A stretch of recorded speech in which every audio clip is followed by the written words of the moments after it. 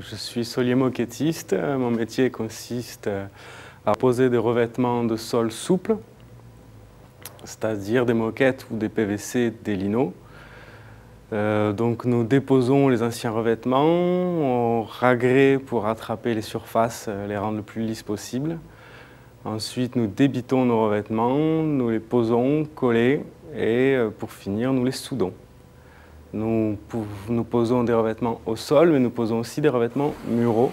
On est capable de poser des salles de bain, c'est-à-dire qu'on pose des sols qui remontent de 13 cm sur le mur, ainsi que des revêtements muraux qui retombent sur ces revêtements de sol, et on fait une salle de bain complètement étanche.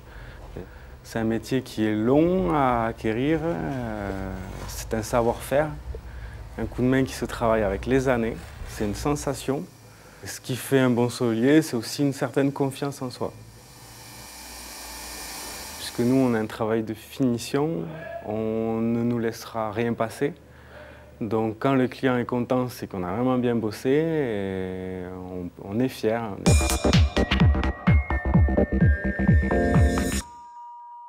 Alors les actions de développement durable, pour l'embauche des jeunes désocialisés, on est en partenariat avec la région, le Pôle emploi et toujours pareil le centre de formation Tarquette, qui sont chargés d'effectuer un pré-recrutement pour de futurs soliers moquettistes.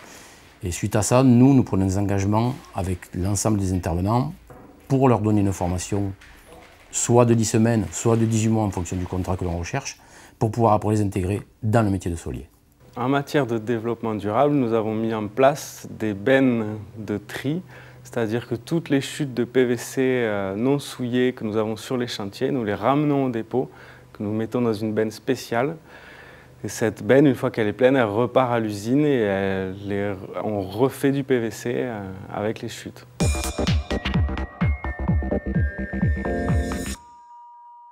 Nous sensibilisons nos stagiaires au développement durable par plusieurs procédés tout au long de la formation. Ça va du tri sélectif de la préparation à la dépose, les chutes sales, les chutes propres, la sensibilisation sur les cols et l'évolution des produits à base acrylique.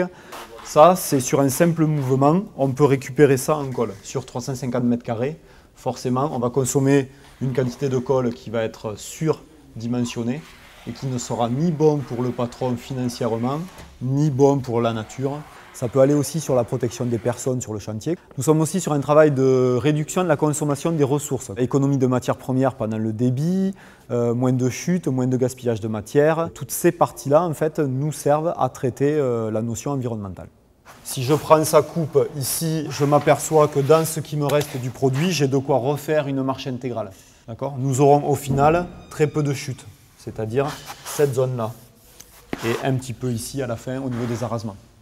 Être acteur du développement durable pour un solier, une solière moquettiste, c'est, pour la dimension environnementale, gérer et traiter les déchets lors de la préparation et de l'intervention sur le chantier, c'est limiter la consommation en eau pendant la réalisation du ragréage et du nettoyage des sols.